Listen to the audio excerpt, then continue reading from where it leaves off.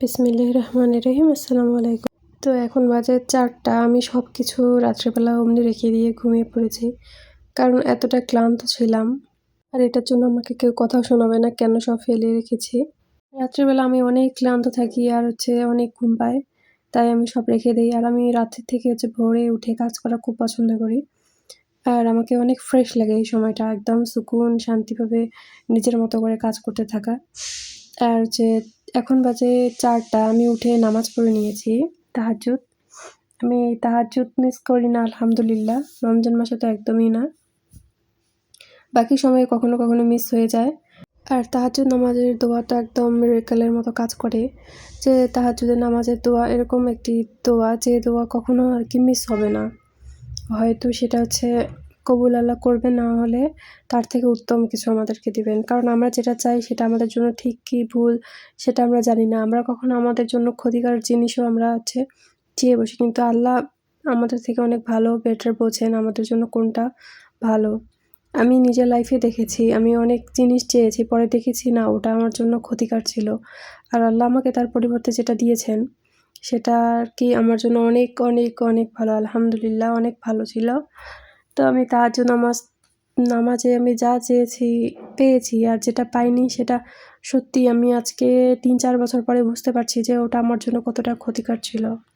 আপনি যদি সব চেষ্টা করে থাকেন কোনো কিছুর জন্য কিন্তু তাহাজ্জুদ না পড়েন তাহলে আপনি কিছুই করেননি। আপনার তাহাজ্জুদ পড়া দরকার। আপনি যা চান না কেন, আপনার চাকরি সম্পর্কিত, আপনার রিজিক সম্পর্কিত, যেকোনো আপনার পরিবারে কোনো সমস্যা থাকলে, ঋণের অনেক বোঝা থাকলে, তারপর কোনো শারীরিক সমস্যা থাকলে, লাইক কোনো কারো বেবি হচ্ছে না, এটা তো একটা বিশাল একটা প্রবলেম। এটা হলে লাইফের যে কোনো বড়, বড় সমস্যা বা হাসব্যান্ডের সাথে কোনো সমস্যা হলে বা বাড়িতে আপনার শ্বশুরবাড়িতে বা বাপের বাড়িতে কোনো সমস্যা হচ্ছে, যার যেটা সমস্যাই হোক না কেন বা আপনি লাইফে খুব বড় কিছু করতে চান, তার জন্য আপনাকে তাহাজ্জুদ অবশ্যই পড়তে হবে।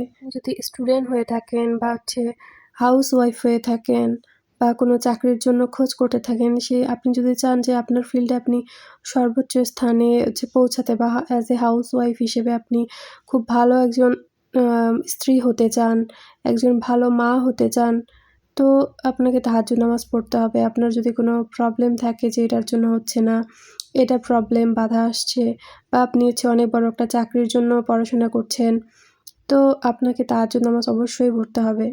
আপনি যদি 1% মানুষদের মধ্যে যেতে চান তাহলে আপনাকে তাহাজ্জুদ শুরু করে দিতে হবে। তাহাজ্জুদ ব্যতীত বড় সফলতা অর্জন করা মানে অনেক কঠিন। এই টেনশনের কারণে আপনার সারারাত ঘুম হচ্ছে না।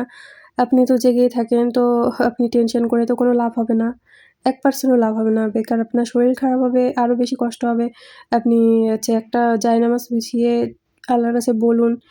আপনি দেখবেন আল্লাহ আপনার মন এরকম করে মানে ভাঙা মনটা এরকম করে ঠিক করে দেবে, আপনার মনে হবে যে আপনার মন কখনো ভাঙেনি। যে কোনো সফলতায় আপনি তাহাজ্জুদ নামাজ শুরু করে দিন, ইনশাআল্লাহ আপনি ফল পাবেন। তো আজকে এই পর্যন্তই। আমার জন্য দোয়া করবেন। আসসালামু